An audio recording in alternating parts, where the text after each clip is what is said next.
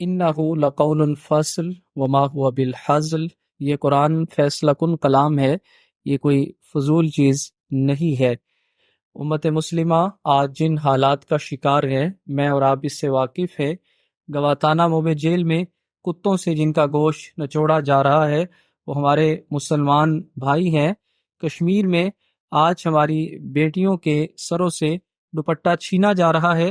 غزہ کی پٹی پر ہمارے بچوں پر، ہماری بہنوں پر، ہماری ماؤں پر جس طریقے سے گولیاں چل رہی ہے، میں اور آپ اس سے واقف ہیں۔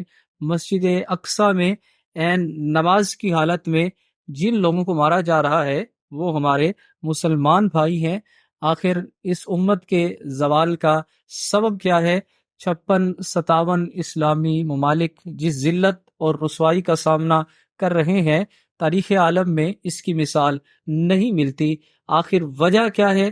تو وجہ قرآن مجید برہان رشید کی یہ روشن آیت ہے کہ یہ قرآن فیصلہ کن دلیل ہے۔ بنیادی وجہ قرآن سے دوری ہے۔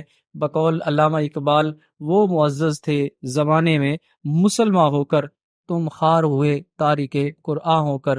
آج ہمارا ملک پاکستان جو اکنامکلی کریش ہو رہا ہے، اس کی بنیادی وجہ بھی قرآن کے میسج کو فراموش کر کے اللہ اور اس کے رسول سے کھلی اعلان جنگ ہے۔ قرآن نے واضح طور پر زکوٰۃ کے نظام کو نافذ کرنے کی بات کی۔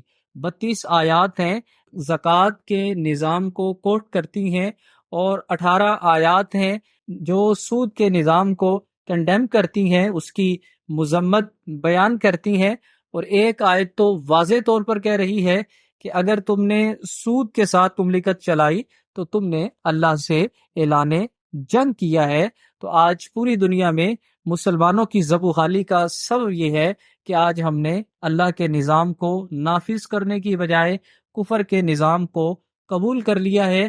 اللہ سے امیدیں باندھنے کی بجائے کفر سے امیدیں باندھ لی ہیں۔ جیسے اقبال نے کہا، بتوں سے تجھ کو امیدیں، خدا سے نا امیدی، مجھے بتا تو صحیح اور کافری کیا ہے اور کفر کیا ہو سکتا ہے، کہ آج ہم نے سب کچھ عالم کفر کو سمجھ لیا ہے اور اللہ کے میسج کو، اللہ کے دین کو ہم نے پس پش ڈال دیا ہے۔